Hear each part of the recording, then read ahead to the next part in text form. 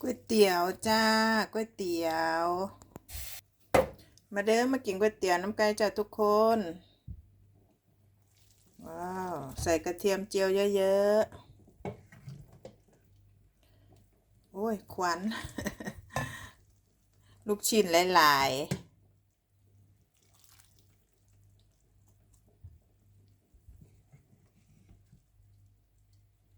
นี่กระดูกหมูพร้อม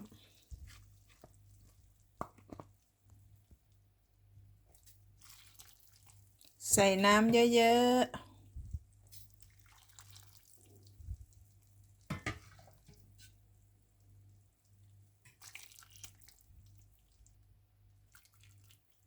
นี่เต็มถ้วยเลยมาจากทุกคนมาแซ่บๆน้ำกันเด้อก๋วยเตี๋ยวหมูน้ำข้น